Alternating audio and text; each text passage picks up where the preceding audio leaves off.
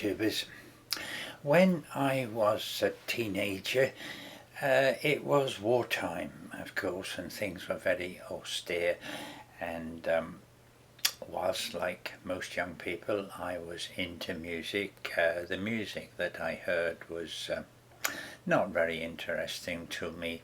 We did have a radio, but it was powered by Leclanché wet cells, which needed charging frequently, and therefore we restricted our listening to news items about the war and followed the progress of the war. But of course there was music played, but it was dance music mainly, and I didn't find it very interesting, but I did have a clockwork wind-up gramophone in my bedroom, and well, I guess I bought some of the popular songs of the day, but it was when I came across a very old scratchy 78 rev per minute record of an American band called King Oliver, which was recorded, I think, in the 1930s and was American jazz music, which really excited me more than the stuff I was used to listening to.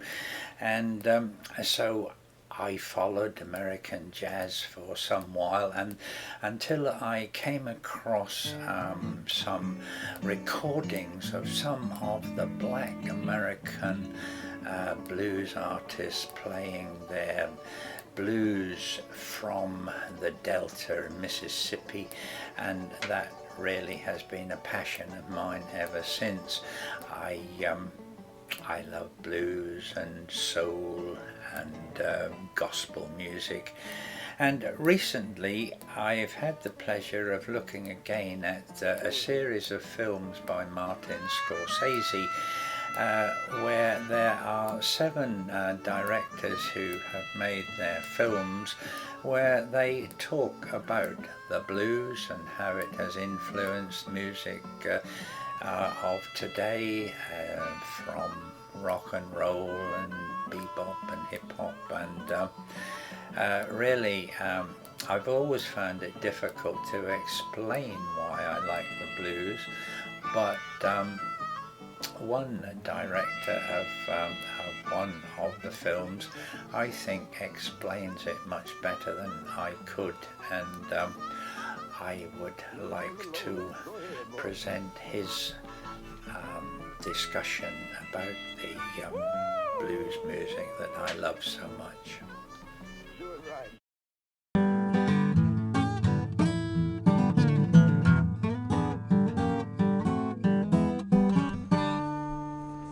I guess the roots of the blues, as well as the roots of sacred music, spirituals, are very much the same. Come out of slavery, come from Africa. Black people who started to work in America in the late 19th century, early 20th century. So it's in its origin certainly African. And simple rhythm, simple patterns, related on one side to spiritual matters, faith, hope, trust in God, or on the opposite side of the same coin, to hardship and complaint and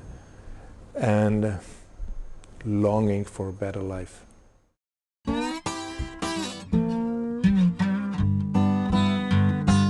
tension between gospel and blues, or the gap between the sacred and the profane, is sort of a strange demarcation line that goes across the entire history of the blues. It's sort of a border area where there's some traffic going across in each direction, and a lot of bands who would play Saturday night and on Sunday morning, or musicians on Sunday morning in church and Saturday night in the blues clubs, but it was 2 lives that were incompatible. a lot of blues musicians sort of traveled between the two lives. Others could only live inside one of them, and then at one point in their life would break with that life, like Skip James, who from one day to another stepped out of the history of the blues, never played the blues again for 30 years, and became a minister.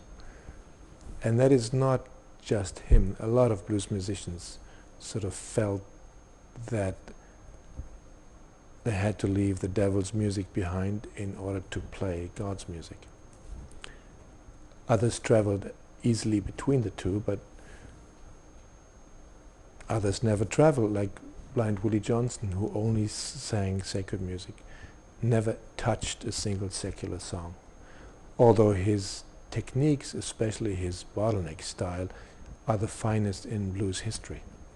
And of course, as far as guitar playing, as far as rhythm, as far as singing is concerned, it's the same music.